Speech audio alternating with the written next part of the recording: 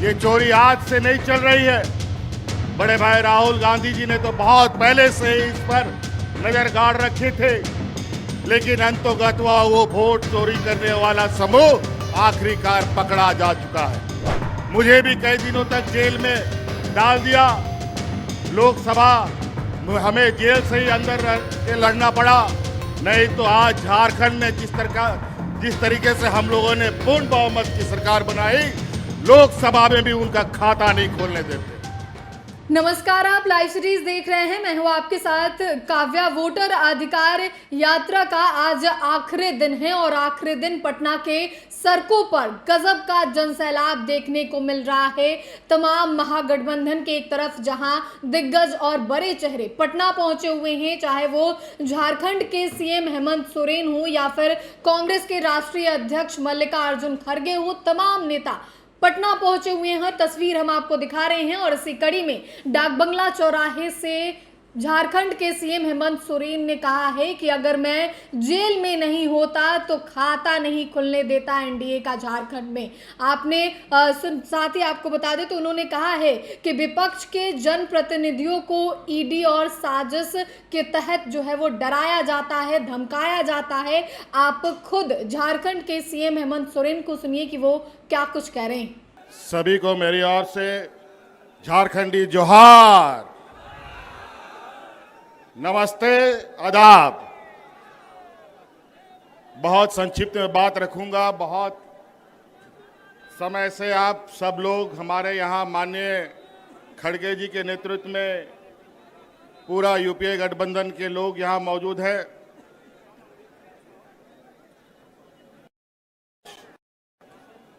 इस जमावड़े का वजह आप सबको मालूम है। मैं इस पर विस्तृत रूप में नहीं जाना चाहूंगा। माननीय सभी वक्ताओं ने इस बात को रखा है। बस हम आप लोगों से ये अपील करने आए हैं कि ये जो वोट है, ये वोट किसी पार्टी का नहीं है, ये वोट देश का वोट है। और इस वोट के माध्यम से देश, संविधान बचता है, टूटता है। आज दुर्भाग्य से 2014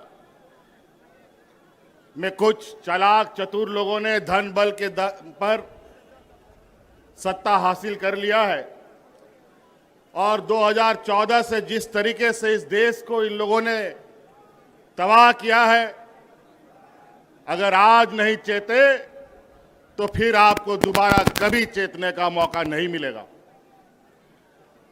चाहे वो नोटबंदी की बात हो, चाहे कोरोना काल की बात हो, चाहे अलग प्राकृतिक आपदा की बात हो। मुझे लगता है ये भारत देश आजादी के बाद जितने लोग इस भारतवर्ष में नहीं मरे, ये 2014 से लेके अब तक 13 सालों में उससे कई गुना ज्यादा लोग मारे जा चुके हैं। चाहे वो किसान हो, चाहे मजदूर हो, आदिवासी, दलित, पिछड़ा का तो बात ही कहना क्या। ये तो युगों युगों से इनके ऊपर शोषण होते आया है। जब जब हम लोगों ने एकजुट होकर लड़ाई लड़ी है, हमने विजय पाई है। आज वोट डालो और राजनीति करो के रणनीति के आधार पर मौजूदा एनडीए सरकार देश में और विभिन्न राज्यों में काबिज है और धन बल के दम पर, ईडी, सीबीआई, इनकम टैक्स के दम पर लोगों को, जनप्रतिनिधियों को डराने धमकाने का काम कर रहा है। इसीलिए साथियों, आज इस वोट चोरी की बात हो रही है।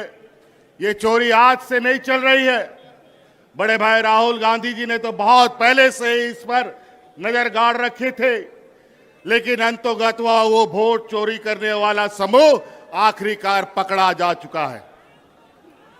और आज वो लोग आपके सामने, उनका पर्दाफाश किया जा रहा है। इस वजह से अब आप सब लोगों को, विशेषकर इस राज्य के, इस देश के आदिवासी, दलित, पिछड़ा, गरीब, किसान, मजदूरों के लिए ये चुनाव सिर्फ चुनाव मात्र नहीं है। ये चुनाव सिर्फ बिहार नहीं, पूरा देश बचाने का संकल्प का चुनाव होगा। इस वजह से साथियों, आप सब लोग आज, चूंकि हम लोग विपक्ष की तरफ से लगातार इन षड्यंत्रकारियों के खिलाफ आवाज बुलंद कर रहे हैं, तरह तरह तरीके से वो अपना हथकंडा अपनाते हैं। मुझे भी कई दिनों तक जेल में डाल दिया।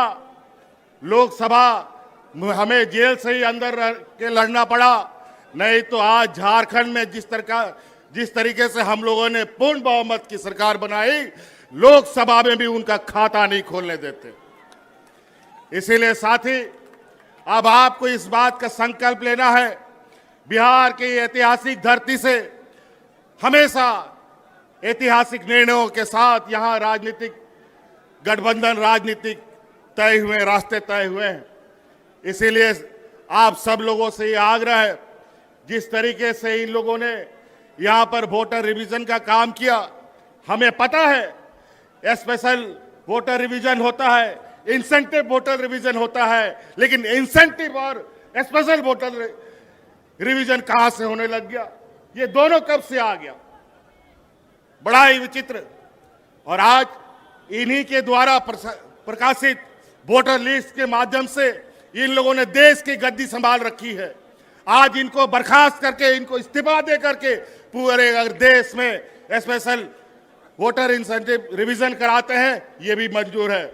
अगर है ये हिम्मत तो देश की गद्दी छोड़ो और वोटर का फिर से रिवीजन कराओ, फिर पता चलेगा दूध का दूध और पानी का पानी कौन कहां पर खड़ा है।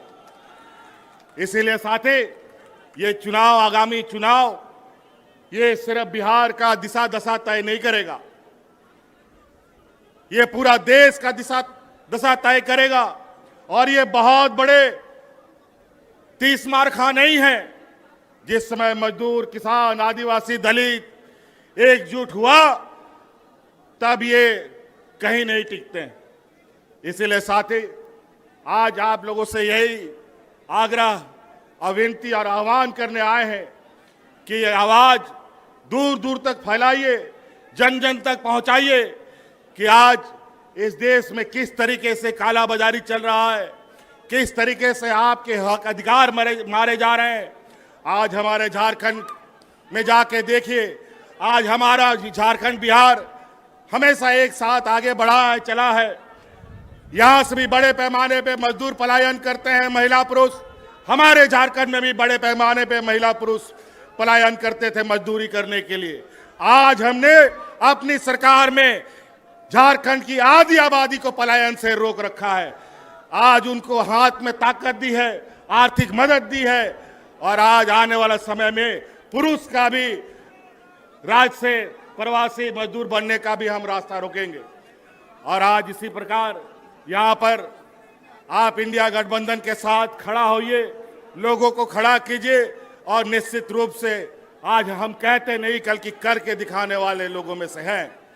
ये लोग झूठे जुमले दे करके वोट चुराते हैं, धन बल के दम पर नेता खरीदते हैं, मंत्री, मुख्यमंत्री खरीदते हैं। ये जमात न बिकने वाला है, न डरने वाला है, न डिगने वाला है। इसलिए साथी, आप लोगों से ये आग्रह है, इस चिलचिलाती धूप में आप लोगों ने अपार समर्थन दिया है। आज इस उम्र के पड़ाव में भी आदरणीय खड़गे जी आज इस हम लोग का नेतृत्व कर रहे हैं। निश्चित रूप से ये हम लोग का मार्गदर्शक के रूप में कई सारे लोग हमारे बीच रहे, हमारे बीच से चले गए।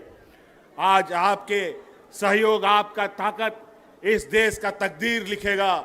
इसलिए आप लोगों से आह्वान है, सटीक होकर, सजग होकर आने वाला चुनाव में हिस्सा बने।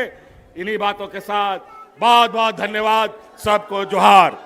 तो आपने झारखंड के सीएम हेमंत सोरेन को सुना। एक तरफ जहां उन्होंने बिहार जोहार का नारा लगाया है, नमस्कार किया है, तो वहीं दूसरी ओर ये भी कहते हुए नजर आए हैं कि अगर मैं जेल में नहीं होता तो लोकसभा में जिस तरीके से विधानसभा में पूर्ण बहुमत के साथ हमने सरकार बनाई, उसी तरीके से लोकसभा में एनडीए का खाता नहीं खुलने देता झारखंड में। आपने सुना है, उन्होंने कहा है कि विपक्षी पार्टियों के द्वारा ये जो केंद्र में सरकार बैठी हुई है उसके द्वारा ईडी, सीबीआई, इनकम टैक्स लगाकर डराया जाता जाता है, कि किस तरीके से जेल में डाला जाता है, इन तमाम चीज़ों का जिक्र करते हुए हेमंत सोरेन नजर आए हैं। आपने वीडियो में सुना है। तो फिलहाल के लिए इतना ही। साथ ही चैनल को सब्सक्राइब करें, फेसबुक पेज को लाइक करें। वीडियो देखने के लिए आपका धन्यवाद।